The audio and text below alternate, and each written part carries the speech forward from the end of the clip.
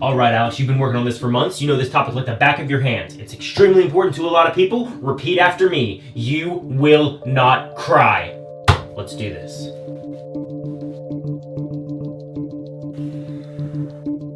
What's up everybody and welcome back to a brand new episode of Video Game Music, where we are finally going to take a look at one of my favorite subjects in all of gaming. And I told myself coming into this video, I will not cry.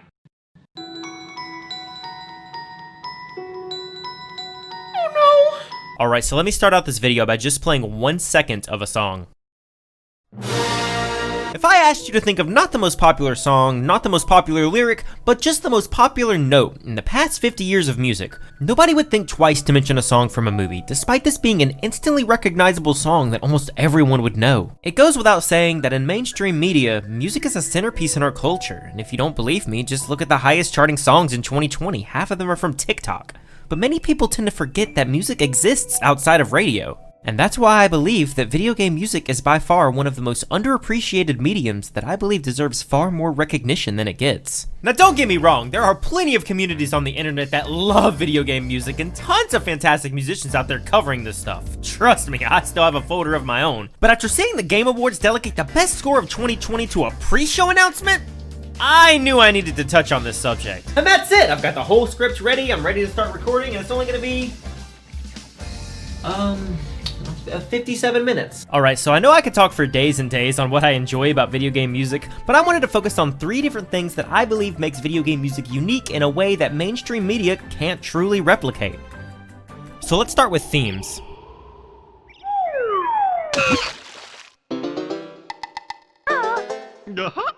When you listen to an album on the radio, there is without a doubt an overarching theme that the artist is trying to portray. Maybe it's a feeling of emptiness, or maybe it's a feeling of empowerment, but more often than not, we don't get anything in mainstream media that encompasses a wide variety of emotions. And that's the first thing that video games have to do, but in a different way. Obviously, just like radio music, video games have to create their own style, but while doing so, composers have to fit an entire array of genres within their music.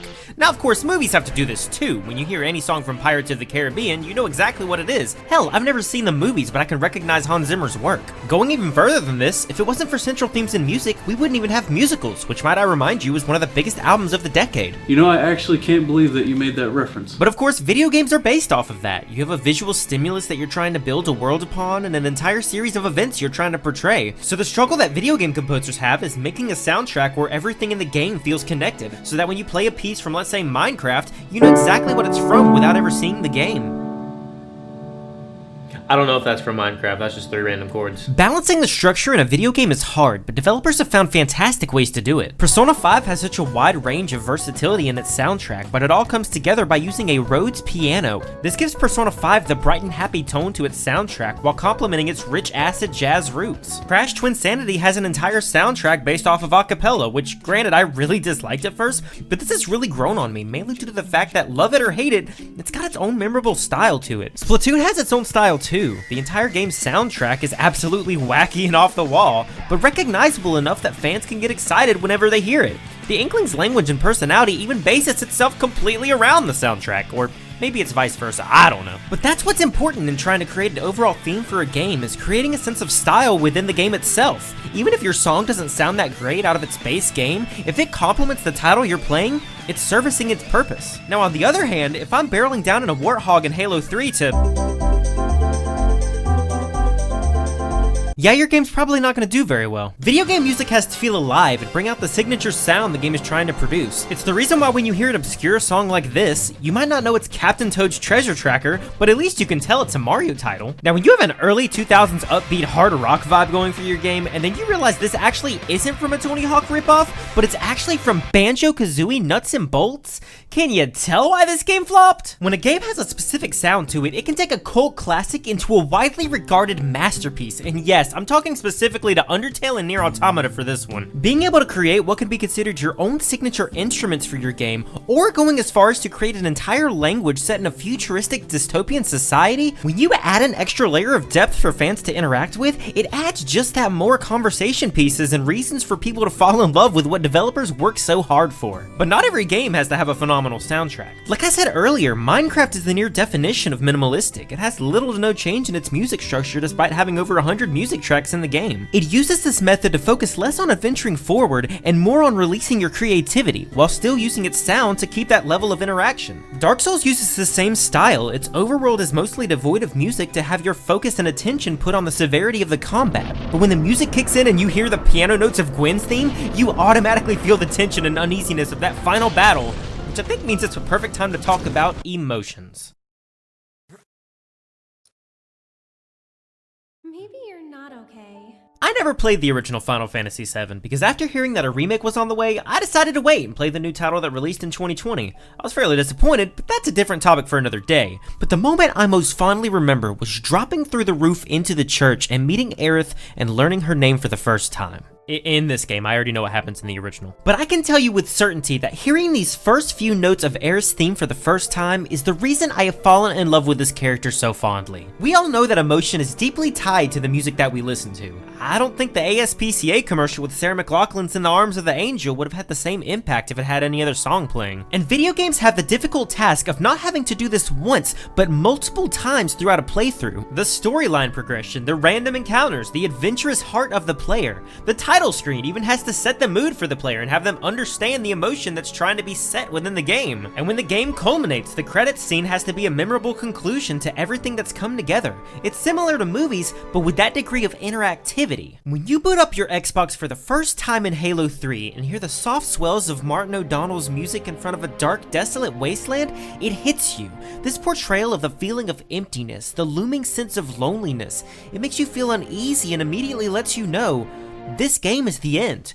So, when you hear Billy Hatcher and the Giant Egg's bombastic soundtrack with a chant being sung by children, you know that you shouldn't take this game seriously and just have fun, and that's exactly what the game gives you. But I feel it'd be criminal to talk about the emotions video games can give you without talking about leitmotifs, and I'm pretty sure a lot of you know what this is, but for those of you that don't, a leitmotif is a recurring theme throughout a music or literary composition. I think the best example of this would be Undertale. At the beginning of the game, you meet Flowey, this hostile flower who introduces you to the world of Undertale with this melody playing in the background. But then when you meet him at the end of the game as the final boss,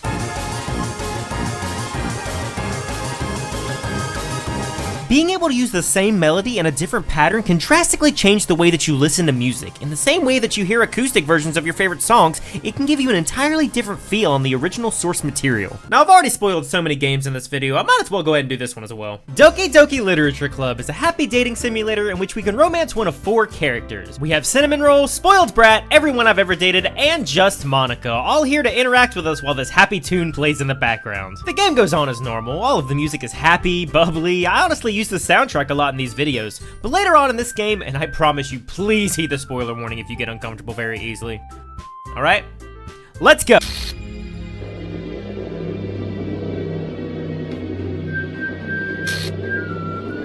The music kind of speaks for itself. I don't think I need to explain this one. Using leitmotifs like this not only brings players into your game, but grows an attachment whenever they're meeting new characters for the first, 4th, or 100th time. These attachments make us want to learn more about these characters so that we remember them for long after we play them.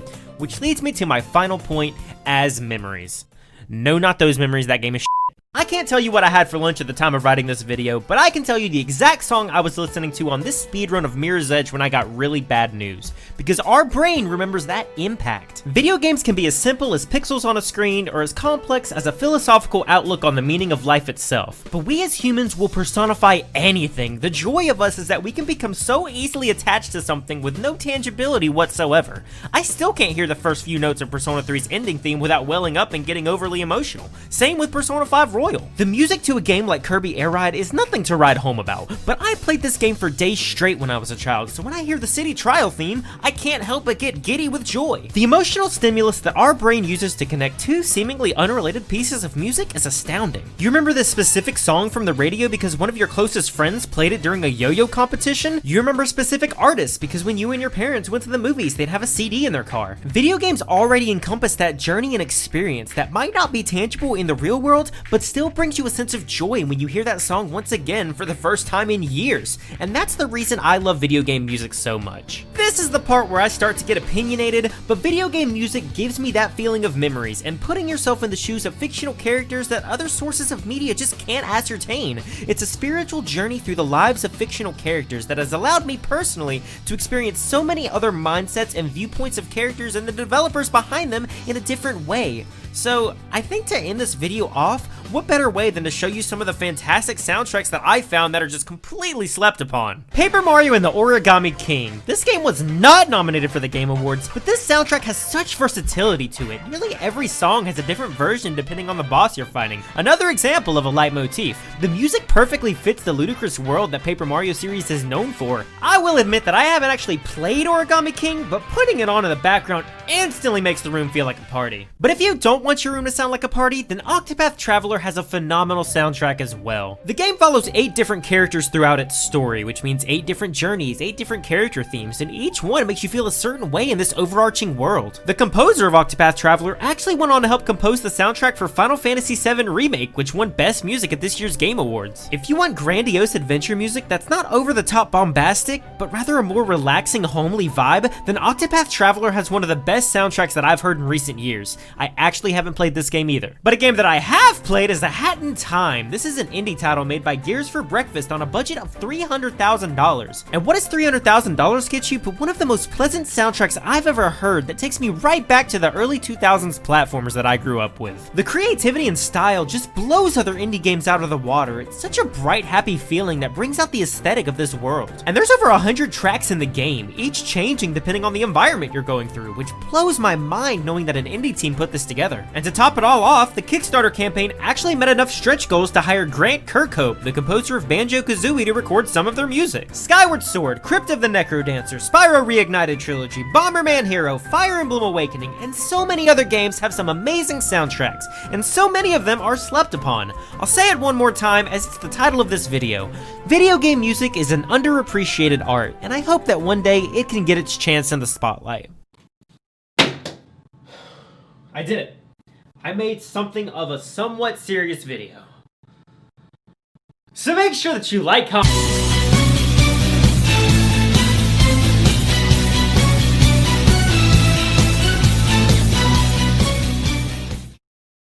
You know, I actually can't believe that you made that reference.